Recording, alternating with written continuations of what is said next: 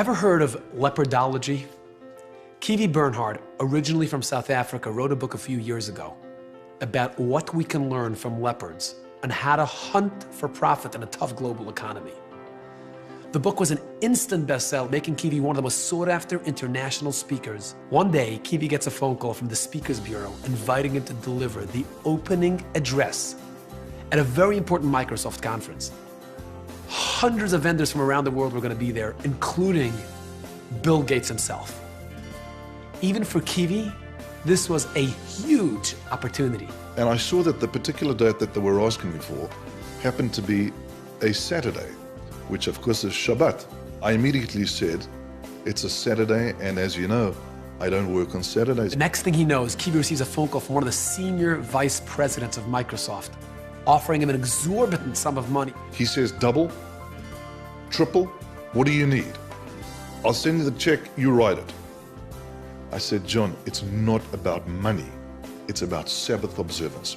Bang, the phone slams down. With no choice left, Microsoft had to change the date of the conference to Sunday so Kiwi could deliver his talk. I said, great, I'm in for triple the fee.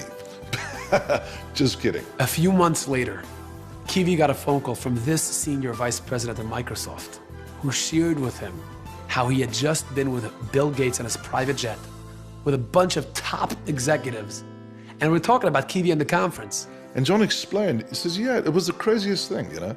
We had this guy, Kiwi, that was supposed to be the opening keynote speaker, and we just couldn't get him to commit to the Saturday platform because he's Sabbath observant.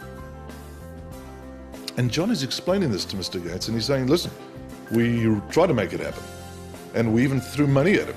He just wouldn't budge. He just wouldn't budge off the Sabbath. And John shares with me that when Mr. Gates heard this, Mr. Gates said back to John, that's what happens when you have something that money can't buy. You know, Kiwi demonstrated one of the most fundamental character traits of a leader: living a principle-centered life. The most important leadership requirement that is out there is the responsibility and the requirement that people have as individuals to lead themselves towards themselves. You see, leadership isn't about a position or a title that's reserved to a select few. It's about a conscious decision, a choice we all make every day about the type of life we want to lead.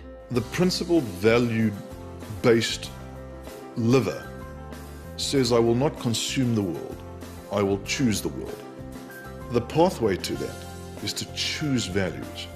And it takes leadership, both external and internal, to do that. We live in a society that's constantly trying to convince us to live a quick fix, pleasure-centered life. But a true leader is someone who chooses to center his life around principles and values that money can't buy, like honesty, loyalty, humility, commitment, and compassion. Only when it's these type of principles and values that govern and guide every decision we make can we lead a truly happy, meaningful, and fulfilling life.